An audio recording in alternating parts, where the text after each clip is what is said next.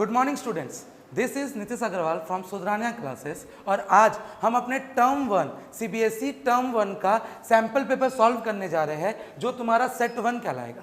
ये आपके नवंबर एग्जाम में लेटेस्ट गाइडलाइन के हिसाब से बनाया हुआ हमारे इंस्टीट्यूट का पहला सैंपल पेपर होने जा रहा है। इसको हम लोग आज फुल्ली सॉल्व करेंगे। इस सैंपल पेपर में अप्रॉक्सीमेटली 60 क्वेश्चंस हैं जिसमें 3 कैटेगरी है, एक नॉर्मल एमसीक्यू, एक तुम्हारा रीजनिंग वाला और एक तुम्हारा वो वाला क्या बोलते हैं उसको केस स्टडी वाला। कोई दिक्कत वाली बात? अगर मैं बात करूं हम लोग का पहला क्वेश्चन, तो पहला पेज मेरे सामने आते जा रहा है और उसको हम लोग देखेंगे कैसे कैसे कंप्लीट करना है। इधर देखिए आप लोग मेरे साथ, पहला जो सेक्शन ए है उसमें 24 क्वेश्चन, पहला जो सेक्शन ए है उसमें 24 क्वेश्चन है, उसमें 20 क्वेश्चन अटेम्प्ट करना है, लेकिन हम लोग पूरा 24 क्वेश्चन यहाँ पे सॉल्व करेंगे। दूसरे सेक्शन में भी 24 क्वेश्चन है और आपको 20 क्वेश्चन अटेंड करना है, लेकिन हम लोग इसको भी पूरा सॉल्व करेंगे। तीसरे सेक्शन में सिर्फ 12 क्वेश्चन है और आपको 10 क्वेश्चन सॉल्व करना है, लेकिन हम लोग इसको भी 12 का 12 क्वेश्चन सॉल्व करेंगे। अच्छा, सारे क्वेश्चन का इक्वल मार्क्स है और किसी में भी नेगेटिव मार्किंग नहीं। कोई दिक्कत वाली बात है? मैं आप लोग से क्वेश्चन पूछता जाऊंगा और उसका डिस्कशन करता जाऊंगा।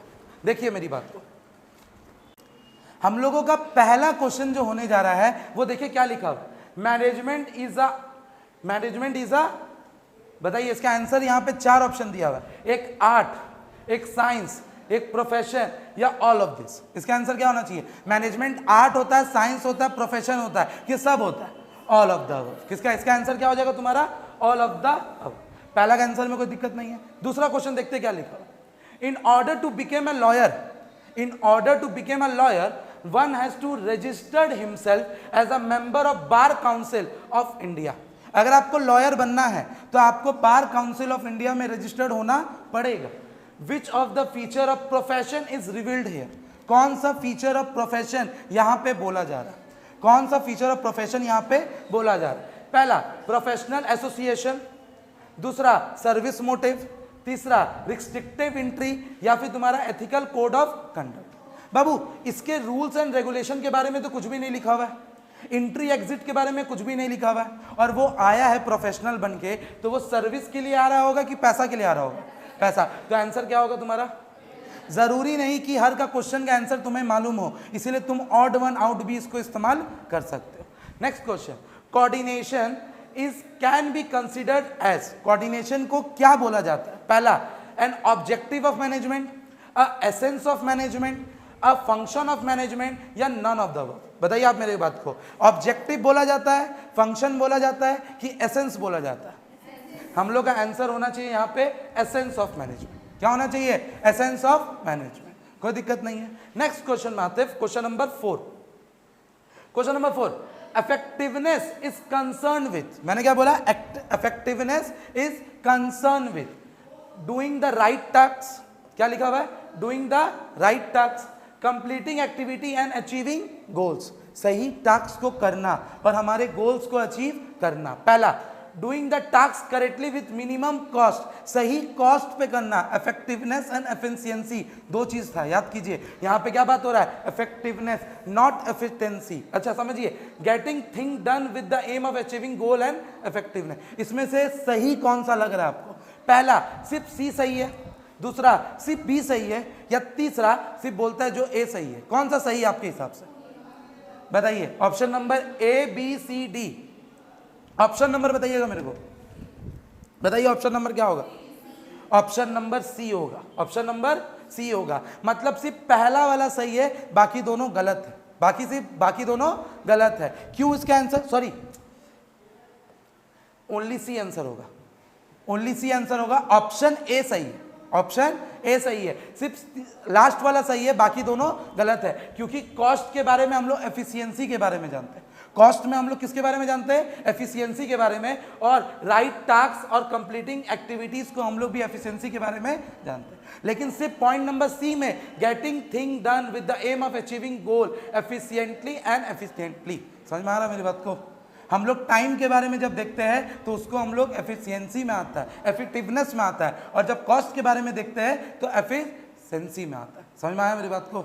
नेक्स्ट क्या बोल रहा है question, what which management expert is talk about the mental revolution. Mental revolution किसके अंदर आता था? तुम्हारा हमेन में, नन ऑफ द अबव में, टेलर में या फेयोल में? टेलर में। आंसर क्या होगा? टेलर में। ये तो क्वेश्चन इजी था। नेक्स्ट, फंक्शनल फोरमैनशिप किसके ऊपर बेस्ड है? फंक्शनल फोरमैनशिप किसके ऊपर बेस्ड है? बताइए, फंक्शनल फोरमैनशिप हम लोग प्रिंसिपल में पढ़े हैं कि टेक्निक में पढ़े? टेक्निक में पढ़े। नेक्स्ट देखते हैं इसके अंदर क्या लिखा हुआ ऑप्शंस में हमारा। सबसे पहला बोलता है कि फंक्शनल फोरमैनशिप तुम्हारा यूनियन स्ट्रेंथ में पढ़ा हुआ है। किस में पढ़ा हुआ है? स्ट्रेंथ में। दूसरा मार्केटिंग में, तीसरा रेम्यूनरेशन में, या तीसरा principle of division of work में। बताइए इसका आंसर क्या होना चाहिए? भैया एक बात बताइए, भैया हम लोग का मार्केटिंग का तो कोई बात ही नहीं है इसमें, हम लोग का ताकत की भी कोई बात नहीं है यहाँ पे, और पैसा का भी यहाँ पे कोई बात नहीं, तो भैया आंसर क्या होगा? डी। आंसर क्या होगा? डी। भैया next, which study of Taylor aim at eliminating the unnecessary movement to ensure the timely completion of work. Movement का बात हो रहा है। किस सा बात हो रहा है? मूवमेंट का। तो इसका आंसर क्या होना चाहिए आपके हिसाब से? मोशन। क्या होना चाहिए? मोशन। मोशन में मैंने आपको क्या पढ़ाया था कि फेयोल ने बोला है कि मैनेजर आपके पीछे पीछे दौड़ेगा और आपको देखेगा आप कितना बार उठे हैं, कितना बार बैठे हो, और उसके अनुसार आपको क्या किया जाएगा? आंसर किया जाएगा। नेक्स्ट क्वेश्चन पढ़ते हैं। क्या बोला गया? Who is considered as father of scientific management? Who is considered father of scientific management? Fayol, Gilbreth, Harold Koontz and F.W. Taylor. बताइए तो, साइंटिफिक मैनेजमेंट कौन बताया था मेरे बारे में? भैया टेलर ही बताया था, तो आंसर क्या हो जाएगा तुम्हारा? टेलर। इजी है question. Next, gross domestic product. क्या बोला गया? ग्रॉस डोमेस्टिक प्रोडक्ट, जिसको जीडीपी बोलते हैं, इज कंसर्न विथ पहला legal environment, economic environment, social environment, political environment. भैया इसमें पैसा का बात हो रहा है कि पैसा का बात नहीं हो रहा है? पैसा का बात हो रहा है, तो अगर पैसा का बात हो रहा है तो उसको किस में हम लोग डालेंगे? इकोनॉमिक। किस में डालेंगे? इकोनॉमिक। अच्छा, next question, advertisement of cigarette carry the statutory warning. क्या बोला? Advertisement of cigarette carry a statutory warning, this is because of. समझना क्वेश्चन, ये इंपॉर्टेंट है, इसको स्टार मार्क लगा लीजिए, इंपॉर्टेंट क्वेश्चन समझिए। सिगरेट के पैकेट आप लोग जब देखे होंगे तो पीछे में एक कैंसर होता है, वैसा कुछ लिखा हुआ रहता है, टैम्बैको कॉजेस कैंसर। तो ये क्यों लिखा जाता है ये आपको बताना है, किसके वजह से लिखा जाता है ये आपको बताना। सबसे पहला, नन ऑफ द हट छोड़ दो, लीगल इन्वायरमेंट के कारण लिखा जाता है। दूसरा, पॉलिटिकल इन्वायरमेंट के बारे में लिखा जाता है, या फिर सोशल इन्वायरमेंट के बारे में लिखा जाता है। ये आपको आंसर देना। बताइए इसका आंसर। आप लोग सब बी में हैं, आप सबका बी में है, लेकिन इसका आंसर होगा पता है आपका क्या? बताइए। इसका आंसर होगा लीगल। इसका आंसर होगा लीगल। क्यों लीगल होगा इसका डिस्कशन करते हैं। समझिए, उसमें लिखना कंपलसरी है, टबैको में लिखना कंपलसरी है, क्योंकि अगर उसमें नहीं लिखेंगे तो गवर्नमेंट आपका टबैको लॉन्च होने नहीं देगा। इसीलिए सारे टबैको वाले में आपको लिखना पड़ेगा। जब मैं ये क्वेश्चन पेपर पढ़ रहा था तो मेरे से भी यही गलती हुआ था। मैं भी सोचा था कि लोगों को जागरूक करने के लिए लिखा रहता है, लेकिन नहीं, ये लीगल कंप्लायंसेस को फॉलो करवाने के लिए लिखा रहता है। वरना एक बात बताओ, कोई भी कंपनी वाला अपने प्रोडक्ट के बारे में खराब चीज लिख सकता है क्या? मतलब मैं ही टबैको बेच रहा हूँ, मैं ही कैंसर बेच रहा हूँ, वही मैं ही लिख रहा हूँ, अरे ये मत पियो, इससे टबैको होता है। गवर्नमेंट आपको प्रेशराइज कर रहा है। क्या कर रहा है? गवर्नमेंट आपको प्रेशराइज कर रहा है। नेक्स्ट पढ़े हम लोग। क्या बोला गया? Free flow of goods. क्या? Free flow of goods and services between different country of the world is a example of. अगर हम लोग एक देश से दूसरे देश में आसानी से, एक देश में दूसरे देश में आसानी से सामान आना ले जाना कर सकते हैं, तो वो किसमें कहलाएगा? पहला, डिमोनेटाइजेशन, हो ही नहीं सकता है, काट दो इसको। भैया दूसरा, लिबरलाइजेशन, हो ही नहीं सकता है, काट दो इसको। मैं लिबरलाइजेशन भी नहीं बोलता हूं, मैं डिमोनेटाइजेशन भी नहीं बोलता। क्या प्राइवेटाइजेशन होगा? नहीं। तो आंसर क्या होगा तुम्हारा? इस क्वेश्चन में किसी को डाउट है क्या? नेक्स्ट पढ़ते। नेक्स्ट क्वेश्चन हमारा क्वेश्चन नंबर 12।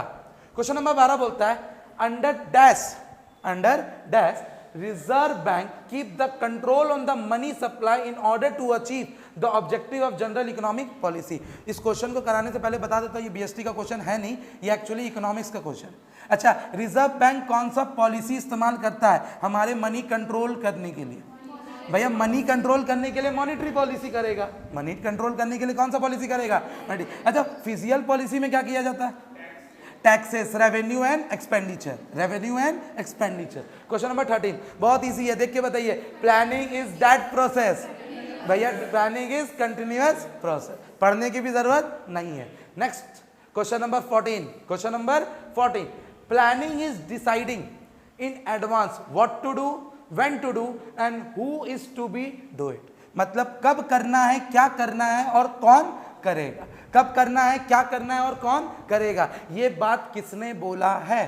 ये क्वेश्चन हार्ड है आपके लिए, बताइए ये बात किसने बोला है, अगर आप लोग पढ़े होंगे तो। ऑप्शन डी, पहला टेरी, दूसरा एलन, तीसरा हेमैन, या तो कॉन्स एंड ऑन डनल। बताइए इसका आंसर क्या हो सकता है? इसका आंसर होगा डी। इसका आंसर क्या होगा तुम्हारा? डी। ये आपको लर्न करना होगा, ये आपको क्या करना होगा? लर्न करना होगा। समझ में आया मेरी बात को? Question number 15, What resources are specially kept in view of planning? हम लोग प्लानिंग में कौन से रिसोर्सेज का हेल्प लेते हैं? What resources are specially kept in view planning? पहला अनलिमिटेड रिसोर्सेज, क्या बोला मैंने? अनलिमिटेड रिसोर्सेज, एबिडेंट रिसोर्सेज, या फिर लिमिटेड रिसोर्सेज, या both limited and unlimited resources. बताइए मेरा इसका 15 का आंसर क्या हो सकता है यहाँ पे? भैया पहला लिखा हुआ है अनलिमिटेड रिसोर्सेज। क्या अनलिमिटेड रिसोर्सेज होता है? नहीं होता। क्या एबिडेंट रिसोर्सेज, बहुत कम रिसोर्स होता है? नहीं। भैया क्या लिमिटेड रिसोर्स होता है? बहुत सही लग रहा है, इसीलिए मैं आंसर क्या मारूंगा? इसका आंसर क्या होगा तुम्हारा? डी। कोई दिक्कत? नेक्स्ट, बहुत इजी क्वेश्चन है ये वाला, सब बच्चे आंसर देंगे मेरे को। Planning of different department is, क्या बोला मैंने? Planning of different department is. मेरा आईटीसी वाला एग्जांपल याद कीजिएगा आप लोग कि भैया 2 डिपार्टमेंट है आपके ऑर्गेनाइजेशन में। क्या बोला मैंने? 2 डिपार्टमेंट है आपके ऑर्गेनाइजेशन में। एक डिपार्टमेंट है स्टील का और एक डिपार्टमेंट है मोटर व्हीकल का। एक डिपार्टमेंट आपका स्टील का, एक डिपार्टमेंट है मोटर व्हीकल का। क्या स्टील डिपार्टमेंट में कोई भी चेंज होने की वजह से मोटर डिपार्टमेंट में कोई फर्क पड़ेगा?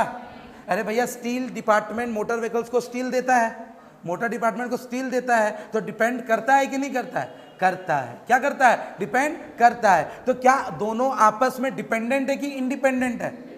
डिपेंडेंट है। आंसर क्या होना चाहिए आपके हिसाब से? म्यूचुअल डिपेंडेंसी या म्यूचुअल डिपेंडेंट। क्वेश्चन नंबर 16 हम लोग सक्सेसफुली सॉल्व कर लिए, आगे बढ़ सकते हैं हम लोग। क्वेश्चन नंबर 17, क्वेश्चन नंबर 17 पढ़ते। How many standard form of organisation structure are there? कितने तरह के स्टैंडर्ड फॉर्म ऑफ स्ट्रक्चर है? बताइए मेरी बात को। चैप्टर ऑर्गेनाइजिंग भैया 2, functional and divisional, functional and divisional. तो इसका आंसर क्या होगा? आंसर क्या होना चाहिए? 2। कोई दिक्कत वाली बात? Next topic, next topic, how do we call the division of organisation structure on the product, on the basis of product? जब हम लोग प्रोडक्ट के बेसिस में डिवाइड करते हैं तो कौन सा स्ट्रक्चर माना जाता है? बस जब प्रोडक्ट के नाम पे हम लोग डिवाइड करते हैं तो क्या बोलते हैं उसको? Divisional structure. क्या बोलते हैं? Divisional structure. कोई दिक्कत है? और जब हम लोग फंक्शन के बेसिस पर करेंगे तो फंक्शनल। नालायक।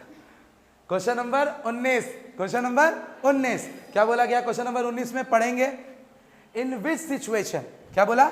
इन which situation divisional structure happen to be appropriate. मैं बोल रहा हूं ये चारों सिचुएशन में कौन सा ऐसा सिचुएशन है जिसमें डिविजनल स्ट्रक्चर लगना चाहिए?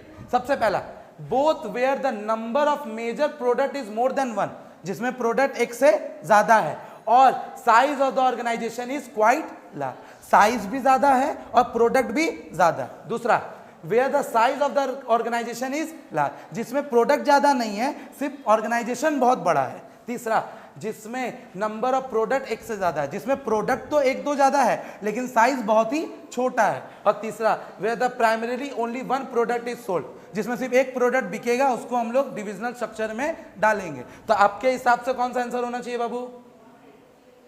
क्वेश्चन नहीं समझ में आया तो मैं दोबारा बताऊंगा। बताइए बाबू, यहाँ पे सबसे पहले देखो, यहाँ पे क्या लिखा हुआ है? एप्रोप्रिएट, मतलब सबसे अच्छा, मतलब सबसे अच्छा। मैं इस क्वेश्चन का ट्रिक बता देता हूं। इस ऑप्शन को छोड़ के तीनों ऑप्शन राइट है, ये ऑप्शन छोड़ के तीनों ऑप्शन राइट है, लेकिन इसमें से सबसे अच्छा कौन सा है? सबसे अच्छा कौन सा है? ए। कौन सा है? ए। ऑर्गेनाइजेशन बहुत बड़ा है और प्रोडक्ट भी एक के एक ज्यादा। सबसे पहले आप लोग देखेंगे कि प्रोडक्ट एक से ज्यादा है कि नहीं। अगर प्रोडक्ट एक से ज्यादा नहीं है तो डिविजनल स्ट्रक्चर नहीं हो सकता। कोई दिक्कत है? बोलो। Next topic, question number 20। Question number 20 dash is helpful in increasing the role of subordinates in the organisation. किसके वजह से ऑर्गेनाइजेशन के अंदर सबऑर्डिनेट का इज्जत, सबऑर्डिनेट का मोटिवेशन मिलता है? पहला सेंट्रलाइजेशन, दूसरा डिसेंट्रलाइजेशन, तीसरा नन ऑफ द अबव या डेलीगेशन। मैं बोलो मेरे साथ बाबू, सेंट्रलाइजेशन, डिसेंट्रलाइजेशन, बी नंबर में है तुम्हारा नन ऑफ दिस और डी नंबर में है तुम्हारा डेलीगेशन। आंसर क्या होगा? कौन कौन बच्चा सी में है और कौन कौन बच्चा डी में है? कौन कौन बच्चा सी में है और कौन कौन बच्चा डी में है? क्वेश्चन पढ़िए बढ़िया से। यही सब क्वेश्चन आपको एग्जाम में डुबाएगा, मैं आपको बता दूं। बताइए बताइए, ऐसा कौन सा चीज है जिसके मदद से एक एम्प्लॉय का इज्जत बढ़ेगा, एक एम्प्लॉय को अच्छा फील होगा, मोटिवेट होगा? इसका आंसर सेंट्रलाइजेशन तो नहीं हो सकता, इसका आंसर सेंट्रलाइजेशन तो नहीं हो सकता, नन ऑफ द अबव भी नहीं हो सकता। अब हम लोग केबीसी में 50-50 तो खेल लिए, अब 50-50 में आप लोग को चूज करना है कि आंसर सी होगा कि आंसर डी होगा। बताइए मेरी बात को, एक बात बताइए, आंसर डी में कौन कौन है? आंसर डी बस एक, आंसर डी में कौन कौन है? आंसर सी में कौन कौन है? आंसर सी क्यों लग रहा है आप लोगों को? आंसर सी क्यों लग रहा है आप लोगों को? मैं जब आप लोग को डेलीगेशन प्रोसेस पढ़ाया था तो मैंने आपको डेलीगेशन प्रोसेस में क्या पढ़ाया था? डेलीगेशन प्रोसेस स्मॉलर है इन टर्म्स, लेकिन डिसेंट्रलाइजेशन के अंदर डेलीगेशन प्रोसेस आता है। याद आ रहा आपको? डिसेंट्रलाइजेशन के अंदर डेलीगेशन प्रोसेस आता है, डेलीगेशन के अंदर डिसेंट्रलाइजेशन नहीं आता है। इसीलिए इसका आंसर क्या होगा? क्या होगा? डिसेंट्रलाइजेशन। बाबू यहां पे सिर्फ क्या बोल रहा है? Role of subordinate. क्या बोला जा रहा है? Role of subordinate. यहां पे ये नहीं बोला जा रहा है कि रिस्पॉन्सिबिलिटी दे रहे हैं, यहां पे ये नहीं बोला जा रहा है कि अथॉरिटी दे रहे हैं। समझ में आया मेरी बात को? और डिसेंट्रलाइजेशन में कुछ भी अगर हम लोग सबऑर्डिनेट को देंगे तो वो डिसेंट्रलाइजेशन कहलाता है। पावर दे, रिस्पॉन्सिबिलिटी दे, कुछ भी दे, उसको हम लोग क्या मानते हैं? डिसेंट्रलाइजेशन। क्वेश्चन नंबर 20 अच्छा था आपके लिए, आगे बढ़ सकते हैं हम लोग। क्या बोला बाबू? डिस्काउंट, बहुत इजी है। Discount, coupon, contest, free sample और offering extra quantity etcetera as the example of किस चीज का? Sales promotion. क्या बोला गया? Sales promotion. जो शॉर्ट टर्म पीरियड के लिए हम लोग इस्तेमाल करते हैं उसको हम लोग क्या बोलते हैं? Sales promotion. आगे बढ़ेंगे, आगे बढ़ेंगे। What type of relationship, what type of relationship exists between the degree of accuracy, accuracy of the sales forecast and the level of inventory। इस क्वेश्चन को आप लोग अकाउंटेंसी में देखोगे, बीएसटी का क्वेश्चन नहीं। इस क्वेश्चन को आप लोग कहां देखिएगा? अकाउंटेंसी में देखिएगा, बीएसटी का क्वेश्चन नहीं है। लेकिन इसका आंसर मैं आपको बता देता हूं, इनडायरेक्ट। क्या होता है? इनडायरेक्ट। नेक्स्ट, तो हमारा नेक्स्ट क्वेश्चन है क्वेश्चन नंबर 23। क्वेश्चन नंबर 23 क्या बोलता है? देखिए, dash provide direct and immediate feedback. ऐसा कौन सा चीज है जिसमें फीडबैक तुरंत मिलता है? सबसे पहला पर्सनल सेलिंग, दूसरा ट्रेडमार्क, तीसरा एडवर्टीजमेंट या पैकेजिंग। तो मैं एक बात बताऊं भैया, ट्रेडमार्क में तो फीडबैक मिलता नहीं है, पैकेजिंग में फीडबैक मिलता नहीं है। फीडबैक मिलेगा पर्सनल सेलिंग में या तो एडवर्टीजमेंट में। तो डायरेक्ट तुरंत कहां मिलेगा? पर्सनल, कहां मिलेगा? Personal selling. Next, idea for life is a tagline of. ये कोई उपाय नहीं है, किसी भी कंपनी से आपसे एक टैगलाइन, एक स्लोगन पूछ लाएगा। भैया आइडिया ऑफ लाइफ किस कंपनी का स्लोगन है? इसका आंसर होगा पैनासोनिक। किसका आंसर है? पैनासोनिक। ये लर्न करना था आपको। बहुत सारे, कुछ भी सैमसंग का आपको पूछ लेगा, नोकिया का पूछ लेगा, कुछ भी पूछ लेगा, उसमें आप कुछ कर नहीं सकते। नेक्स्ट टॉपिक, अब आप लोगों का फेवरेट टॉपिक आने जा रहा है, आप लोगों का फेवरेट टॉपिक आने जा रहा है जिसमें सबको डर लगता है। आज देखेंगे आप लोग कितना इसको डर को ओवरकम कर पाओगे। ठीक है, सबसे पहला, इसमें 2 पार्ट होता है। इसमें कितना पार्ट होता है बाबू? 2 पार्ट होता है। सबसे पहला पार्ट आपसे क्वेश्चन पूछता है। मैं क्या बोला, सबसे पहला पार्ट जिसको हम लोग बोलते हैं असर्शन, उसको हम लोग बोलते हैं क्वेश्चन पूछना, और उसका आंसर रीजन में दिया जाता है। क्या दिया जाता है, उसका आंसर रीजन में दिया जाता है, और बाद में पूछा जाता है क्या क्वेश्चन और आंसर सही था, क्या क्वेश्चन और आंसर सही था, आप संतुष्ट थे क्वेश्चन और आंसर से, तब जाके आप लोग उसको आंसर देते हो कि हाँ मैं ये क्वेश्चन से संतुष्ट हूँ, मैं आंसर से संतुष्ट नहीं, या तो मैं दोनों से संतुष्ट हूँ, या तो मैं किसी से संतुष्ट नहीं, सेटिस्फाई नहीं हूँ। संतुष्ट का इंग्लिश सेटिस्फाई होता है। कोई दिक्कत है क्या? नेक्स्ट पढ़ते, पहला इसका क्या लिखा हुआ, सबसे पहला जो लिखा हुआ है वो लिखा हुआ है तुम्हारा management of operation, management of operation mixes management of work, management of operation mixes with management of work with the management of people. मतलब यहां पे तीन चीज के बारे में पूछा है, एक मैनेजमेंट ऑफ ऑपरेशन, एक मैनेजमेंट ऑफ वर्क, और मैनेजमेंट ऑफ ऑपरेशन और मैनेजमेंट ऑफ वर्क को करता कौन है, मैनेजमेंट ऑफ पीपल। इसका आंसर क्या लिखा हुआ है, management of operation decide what work has to be done, how it's to be done and who wills to be done. भैया मैनेजमेंट ऑफ ऑपरेशन क्या ये काम करता है, ये आप लोगों को सोचना है। इसका ऑप्शन में जाते हैं, इसका ऑप्शन में जाते हैं।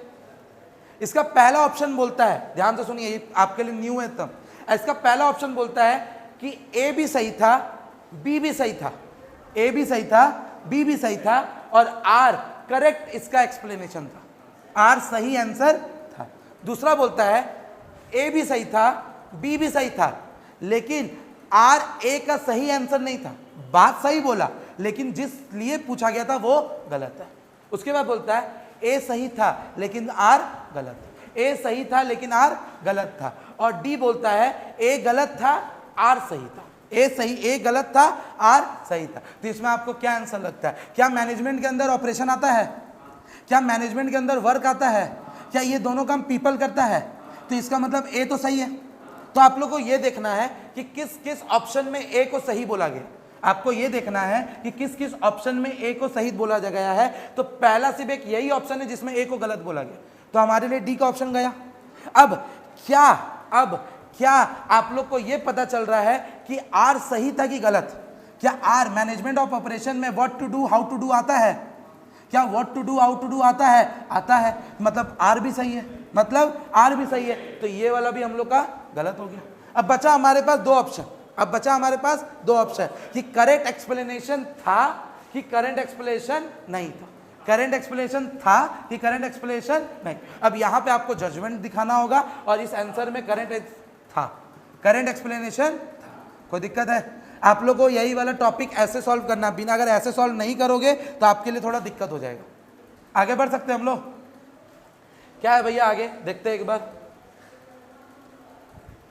ए बोलता है management is always preferred those worker that insist on the achievement of goals both efficiently and effectively. मतलब मैनेजमेंट सिर्फ उन्हीं को पसंद करता है जो दोनों यूज करे, एफिशिएंसी भी और इफेक्टिवनेस भी। क्या ये सही है?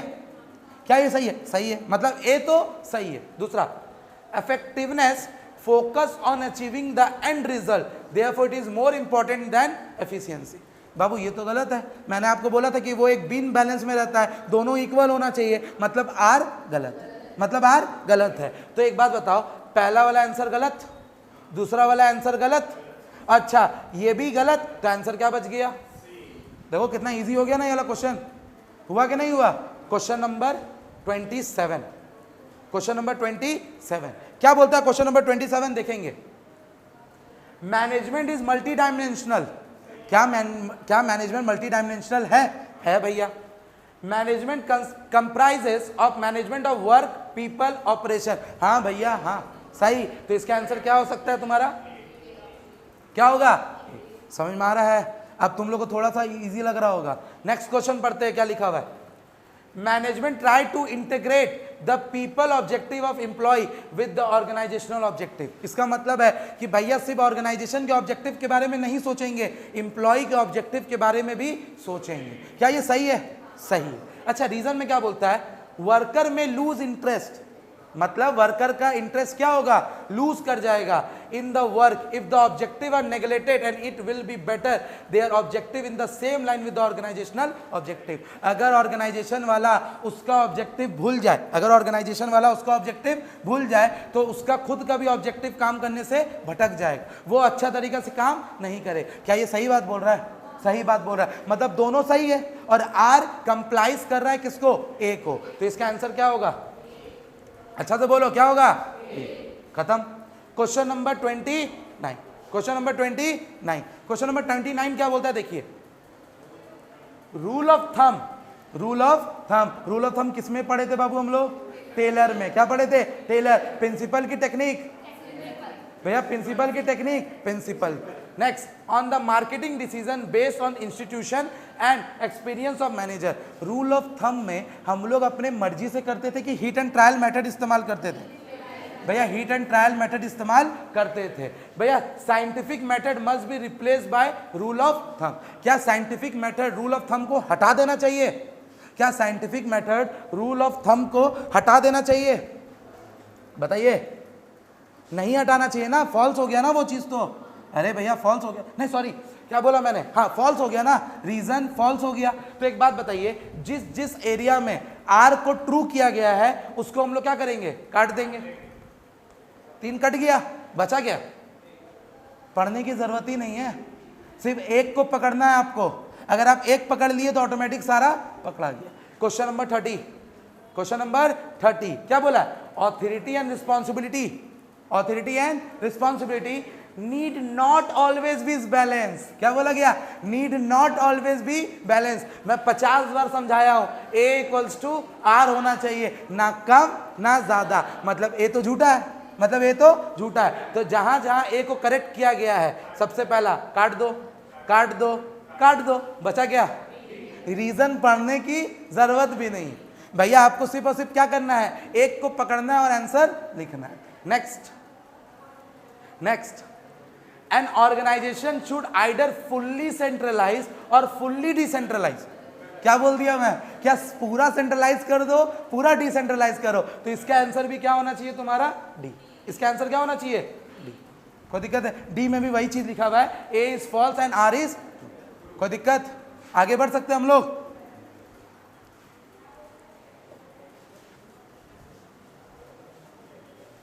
आंसर क्या था, डी। आंसर क्या था, डी। भैया 32, क्वेश्चन नंबर 32, 30 नंबर 32 का क्वेश्चन में क्या लिखता है देखिए, order in the principle of order. याद कीजिए फेयोल के बारे में, प्रिंसिपल ऑफ ऑर्डर के बारे में याद कीजिए।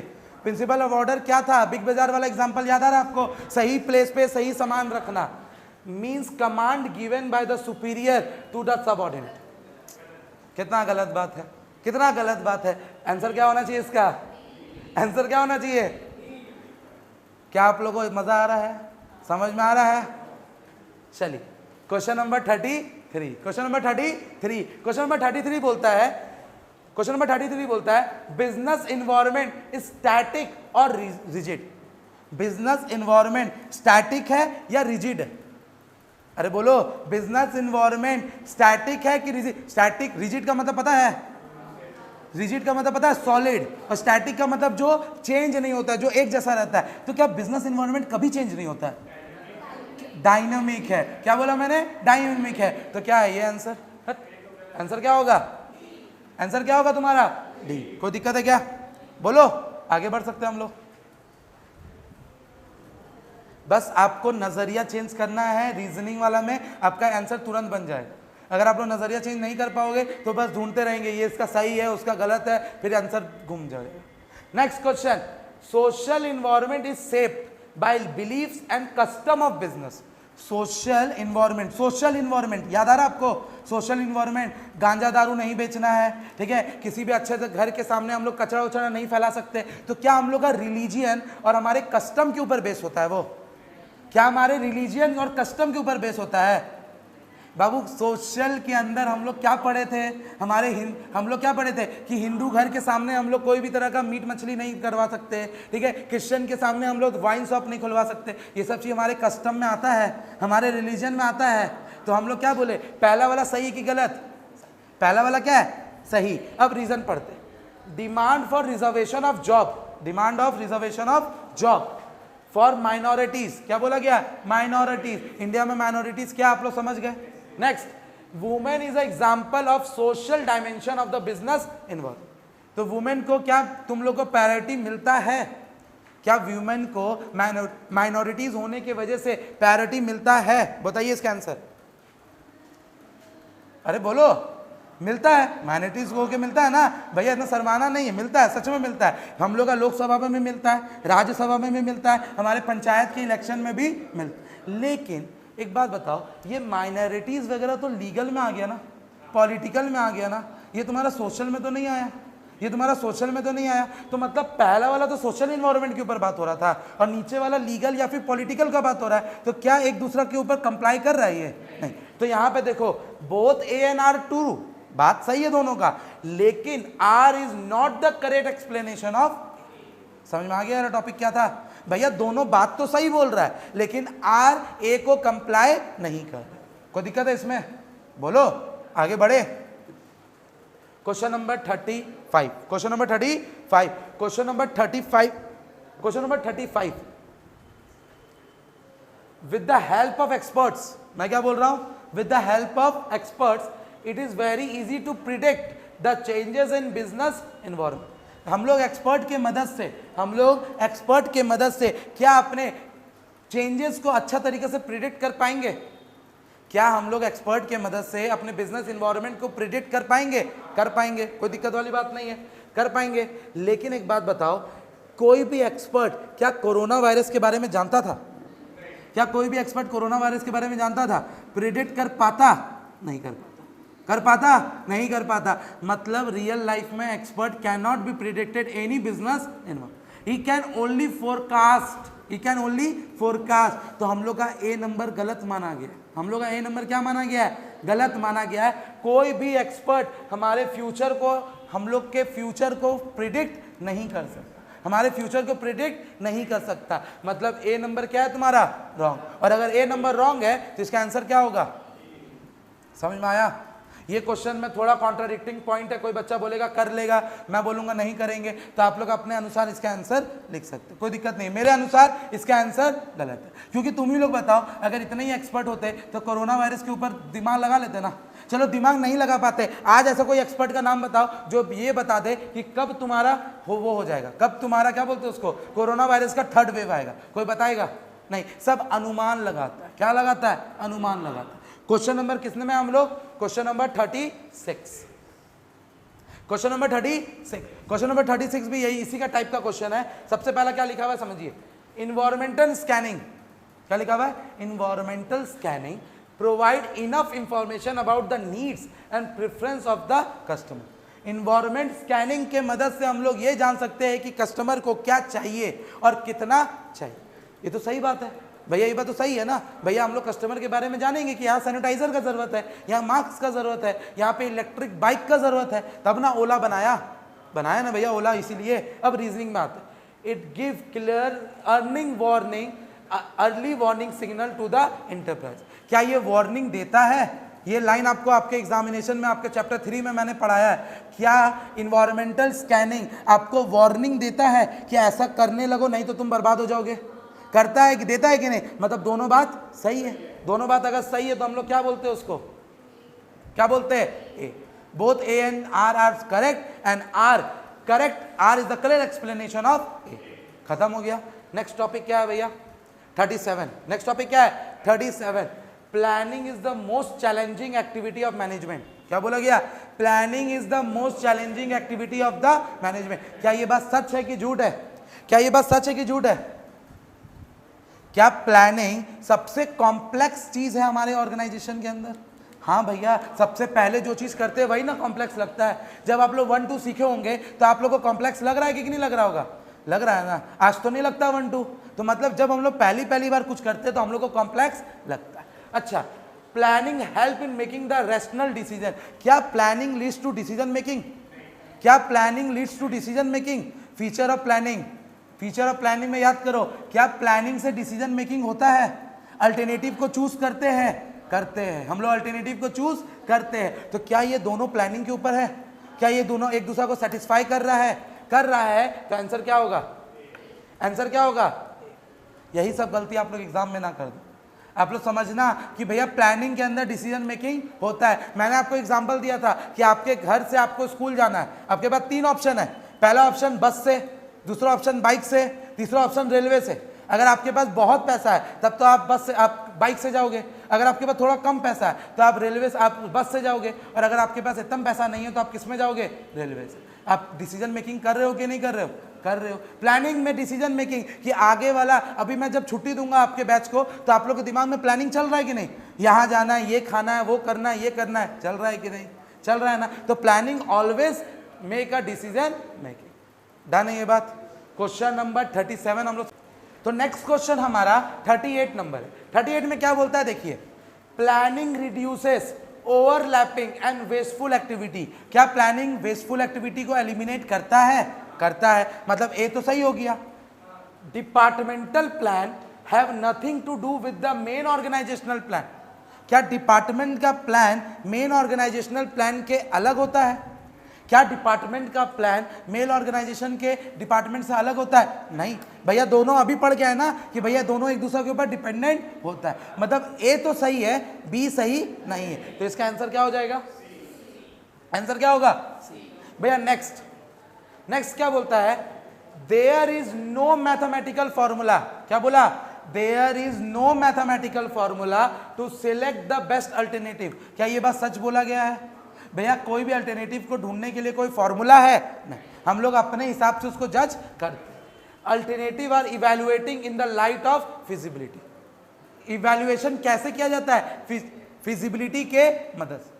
क्या बोला गया? फिजिबिलिटी के मदद से। बाबू तो इसका आंसर क्या हो जाएगा? ए। आंसर क्या होगा? ए। क्यों आंसर ए होगा? आंसर ए इसलिए होगा क्योंकि हम लोग ये जानते हैं कि भैया प्लानिंग के मदद से हम लोग अल्टरनेटिव ढूंढते हैं, और उसको कैसे ढूंढते हैं? वो लागू हो सकता है कि नहीं, वो लागू हो सकता है कि नहीं। क्वेश्चन नंबर 40 में क्या था तुम्हारा? Goal of company are set keeping in mind in the physical and financial resources available. हम लोग जब भी गोल को देखते हैं तो क्या हमारे दिमाग में फाइनेंशियल नीड के बारे में आता है? क्या हमारे दिमाग में फिजिकल नीड के बारे में आता है? ऑब्वियस से बात आएगा। अगर मैं चाहूंगा कि मेरा दुनिया में सबसे बड़ा कोचिंग सेंटर होना चाहिए तो उसके लिए पैसा लगेंगे कि नहीं लगेंगे? लगेंगे, उसके लिए पैसा लगेंगे। Next, goal should not be rhyme specific. हम लोग का गोल स्पेसिफिक नहीं होना चाहिए। हम लोग का गोल स्पेसिफिक नहीं होना चाहिए। क्या ये सही कि गलत? ऑब्वियस बात है गलत। तो इसका आंसर एक सही है, एक गलत है, तो आंसर क्या हो जाएगा? आंसर क्या होगा? दिक्कत। आगे क्वेश्चन नंबर 41 में क्या बोलता है? Assignment of duties is the third step in the process of organising. क्या assignment of duty third step है? हाँ, थर्ड स्टेप होता है तुम्हारा। ठीक है, अच्छा। Duty are assign of to the employ by giving them a document called job description. क्या जॉब डिस्क्रिप्शन से उसको दिया जाता है? नहीं। तो मतलब दोनों बात सही तो है, लेकिन बी जो आर है वो ए को कंप्राइज नहीं कर, जो आर है वो ए को कंप्राइज नहीं कर रहा है, तो इसका आंसर क्या होगा तुम्हारा? आर ए को कंप्राइज नहीं कर रहा। जॉब डिस्क्रिप्शन से तुम्हारा मेन जॉब दिया जाएगा, जॉब डिस्क्रिप्शन से तुम्हारा मेन जॉब दिया जाएगा, लेकिन जॉब के अंदर बहुत सारे छोटे छोटे काम होते हैं, उसके लिए तुमको बार बार जॉब डिस्क्रिप्शन नहीं दिया जाएगा। जॉब डिस्क्रिप्शन के अंदर आपका सैलरी, आपका वर्किंग आवर, आपका डे, आपका मंथ सब कुछ लिखा रहेगा, लेकिन वर्किंग में आपका ये लिखा रहता है कि आपको आज कितना काम करना है, आपको कल कितना काम करना है। खत्म हो गया ये topic. Next question number 42। Question number 42 में क्या लिखता है? No organisation can work without decentralisation. क्या कोई भी ऑर्गेनाइजेशन काम नहीं कर सकता डिसेंट्रलाइजेशन की मदद से? अगर डिसेंट्रलाइजेशन ना हो तो आपका ऑर्गेनाइजेशन बंद हो जाएगा। अरे डिसेंट्रलाइजेशन ना हो तो आपका ऑर्गेनाइजेशन बंद हो जाएगा? नहीं होगा, नहीं होगा। चलेगा, थोड़ा मुसीबत का सामना करना होगा, लेकिन चलेगा। इसका मतलब कि भैया ए तो फॉल्स है, इसका मतलब ए तो क्या है तुम्हारा? फॉल्स है, तो आंसर क्या होगा? आंसर क्या होगा? डी। बाकी सब में ए ट्रू है, देखो सिर्फ डी में तुम्हारा क्या है? ए फॉल्स। भैया क्वेश्चन नंबर 43 में क्या पूछ रहा है देखिए तो। क्वेश्चन नंबर 43 बोलता है रिस्पॉन्सिबिलिटी फ्लो डाउनवर्ड्स। क्या बोलता है 43 question number? Responsibility flow downward. क्या रिस्पॉन्सिबिलिटी डाउनवर्ड था कि अपवर्ड? अपवर्ड। यहां क्या लिख रहा है? डाउनवर्ड। आंसर क्या होगा? आंसर क्या होगा? D. Question number 44, question number 44, question number 44 बोलता है delegation is extension of decentralisation. Delegation is extension of decentralisation, मतलब कि डिसेंट्रलाइजेशन का एक्सटेंशन, डेलीगेशन एक एक्सटेंशन है किसका? डिसेंट्रलाइजेशन। डिसेंट्रलाइजेशन में मेरा दिल नहीं बढ़ा था तो मैं क्या निकाल दिया? डेलीगेशन। क्या निकाल दिया? डेलीगेशन। क्या ये बात तुम्हारा सही है कि गलत है? बताइए तो, क्या ये बात सही है कि गलत है? सही है भैया। डिसेंट्रलाइजेशन हर जगह इस्तेमाल नहीं हो सकता, इसीलिए हम लोग क्या इस्तेमाल करते हैं? डेलीगेशन। तो भैया ए वाला पार्ट तो सही है, बी पढ़ते।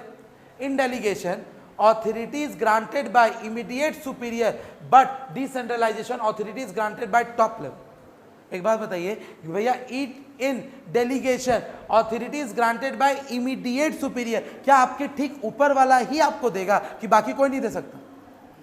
बताइए भैया, बाकी ऊपर वाला ही आपको देगा, आपको और दूसरा कोई आदमी नहीं दे सकता। और साथ ही साथ but in decentralisation top management, आपका स्कूल का प्रिंसिपल ही आपको दे सकता है, बाकी कोई नहीं दे सकता। याद है कि नहीं आपको? भैया आपके स्कूल का प्रिंसिपल ही दे सकता है, बाकी कोई नहीं दे सकता। तो बाबू दोनों है तो सही, दोनों है तो सही, लेकिन क्या ये इसको फुलफिल करता है?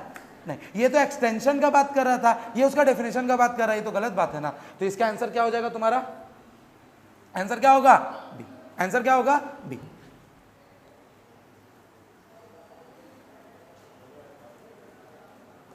Question number 45, question number 45, question number 45 बोलता है मार्केट ऑफरिंग मींस, क्या बोला?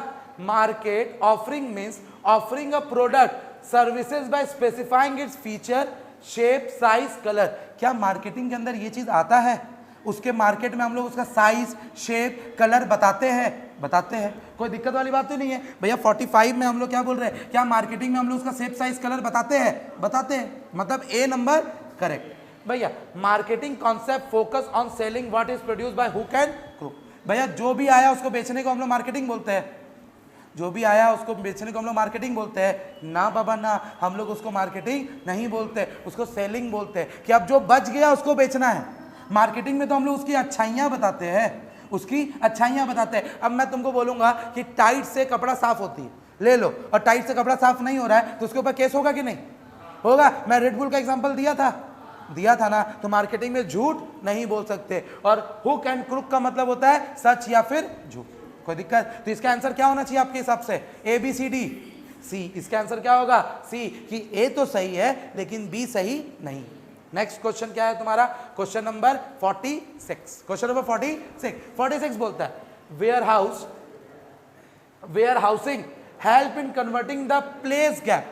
प्लेस गैप क्लास 11 में चैप्टर नंबर 1 याद कीजिए। क्या वेयर हाउसिंग हम लोग प्लेस गैप को भरता है? भरता है भैया। भैया आज जो आप लोग फोन इस्तेमाल कर रहे हैं, आज जो आप लोग चावल इस्तेमाल कर रहे हो, क्या तुम्हारा कतरास धनबाद में उगाया हुआ है? नहीं, वो कहीं और उगाया हुआ है, उसको हम लोग वहां पे स्टोर करके यहाँ पे लाते हैं। नेक्स्ट, मतलब ए नंबर तो सही है, B number it is necessary to keep the good safe during the gap between the time of production and consumption. क्या उसको हम लोग वहां पे सही मानेंगे? हम लोग इसको सही मानेंगे। तो इसका आंसर क्या हुआ? इसका आंसर क्या होगा? ए। कोई दिक्कत है? नेक्स्ट, अगर मैं बात करूं क्वेश्चन नंबर 47 का, अगर मैं बात करूं क्वेश्चन नंबर 47 का, price is the crucial element of marketing. क्या वो क्रूशियल एलिमेंट ऑफ मार्केटिंग है? Price crucial element of marketing है। मार्केटिंग मिक्स में 4 चीज आता है, प्रोडक्ट, प्राइस, प्लेस, प्रमोशन। तो भैया प्राइस क्रूशियल है कि नहीं? मतलब है। ए नंबर तो सही लिख दिया। लिटिल वेरिएशन ऑफ प्राइस में shift your customer from competitor product. भैया हल्का सा भी चेंज हो गया तो हम लोग दूसरे के यहाँ चल जाएंगे, मतलब सही है। इसका आंसर भी क्या होगा? इसका आंसर भी क्या होगा? आगे बढ़ सकते हैं हम लोग। क्वेश्चन नंबर 48, क्वेश्चन नंबर 48 में बोलता है selling concept is successful in long term. क्या बोलता है? Selling concept is successful in long term. क्या सेलिंग कॉन्सेप्ट सिर्फ लॉन्ग टर्म में सक्सेसफुल होगा, शॉर्ट टर्म में नहीं होगा? अरे भैया सेलिंग का मतलब क्या हो? ज्यादा से ज्यादा सामान बेचना। तो क्या सिर्फ लॉन्ग टर्म में ज्यादा सामान बेचेंगे? अभी नहीं बेचेंगे, बेचेंगे ना, मतलब गलत बात बोल रहा है ना। सोचना पड़ेगा, अपना दिमाग को दौड़ाना होगा। तो जब एक गलत है तो इसका आंसर क्या होगा? कोई खत्म। ये टॉपिक सबसे हार्ड था आपके पेपर का। अब फिर से भाई चुन्नू मुन्नू तो टॉपिक आ रहा है, उसको हम लोग फटाफट कंप्लीट करेंगे, उसको हम लोग फटाफट कंप्लीट करते हैं। पार्ट सी कितना बोला मैंने, पार्ट सी में कितना क्वेश्चन है आपके 16 कितना 16 और 16 में कन्वर्ट कितना करना है 16 या फिर 12 है, उसको आपको टोटल 10 क्वेश्चन करना है, लेकिन आपको इसमें मैं टोटल 12 का 12 क्वेश्चन करवाऊंगा। पहला क्वेश्चन देखो क्या लिखा हुआ है, पहला क्वेश्चन बोलता है arts is bring about the desired result through the application of skill. Whose statement is this? ये स्टेटमेंट किसने बोला था, ये स्टेटमेंट किसने बोला था, ये कोई बच्चा बताएगा, रटना है, जो बच्चा रटा होगा इसका आंसर जरूर बताएगा। Art is bringing about the desire result through the application of will, हमारे इच्छा के अनुसार हमारे रिजल्ट के ऊपर काम किया जाता है। ये लाइन बोला था G.R. टेरी, कौन बोला था, G.R. टेरी, याद कर लीजिए G.R. टेरी। क्वेश्चन तो नेक्स्ट क्वेश्चन हमारा 50 का क्या क्वेश्चन बोल रहा है यहां देखिए तो, management can not be seen but is presence can be filled. भैया मैनेजमेंट देखा नहीं जा सकता लेकिन उसको महसूस किया जाता है, तो ये कौन सा कैरेक्टरिस्टिक्स है मैनेजमेंट का, सबसे पहला group activity, dynamic function, continuous process कि इंटेंजिबल फोर्स, इसका आंसर होना चाहिए इंटेंजिबल फोर्स। भैया next question number 51, in which year Taylor become an engineer, किस दिन इंजीनियर बना था, किस पल, 1878, कोई दिक्कत नहीं है। Next question number 52, question number 52 बोलता है, क्वेश्चन नंबर 52 बोलता है panchayat is our country, panchayat in our country have been given power to decide and spend fund. भैया वो डिसाइड भी कर सकता है और पैसे खर्च भी कर सकता है, granted to them by the government for the welfare of village, जो उन लोगों को पैसा मिलेगा उसके लिए वो डिसीजन और ग्रांट कर सकता है। Identify the principle of management highlighted in the state, कौन सा प्रिंसिपल ऑफ मैनेजमेंट इसमें हाईलाइटेड है, आपको ये चीज मेरे को बताना है। सबसे पहला बोला जा रहा है क्या प्रिंसिपल ऑफ इक्विटी है, नहीं। क्या प्रिंसिपल ऑफ सेंट्रलाइजेशन डिसेंट्रलाइजेशन है, अच्छा। Principle of authority and responsibility है, क्या वो अपना जिम्मेवारी किसी को बांट रहा है, क्या वो अपना जिम्मेवारी किसी को बांट रहा है, नहीं। मतलब पहला वाला नहीं है, दूसरा वाला नहीं है। क्या स्पिरिट क्रॉप्स है, तो आंसर क्या हो जाएगा ओनली 2, ओनली 2, इसका आंसर होगा ऑप्शन नंबर ए ओनली 2, कोई दिक्कत नहीं है। नेक्स्ट क्वेश्चन में आते हैं, trade policy bring under the control of, trade policy bring under the control of किसका, इंपोर्ट, एक्सपोर्ट, फॉरेन ट्रेड या लोकल ट्रेड। भैया लोकल ट्रेड तो होगा नहीं, और जब इंपोर्ट नहीं हो रहा है तो एक्सपोर्ट भी नहीं होगा, तो भैया इसका आंसर क्या हो जाएगा, सारे फॉरेन ट्रेड को देखता है तुम्हारा कौन सा policy, trade policy. Question number 54, question number 54 में देखो क्या लिखा हुआ है, now and days women are very healthy, क्या बोला गया, women are very healthy and conscious with our fitness give the rise to the increasing demand of organic product. Women आजकल अपने फिटनेस को लेके बहुत ज्यादा कंसर्न है, जिसके लिए वो लोग अच्छा अच्छा सामान खा रही है, ठीक है।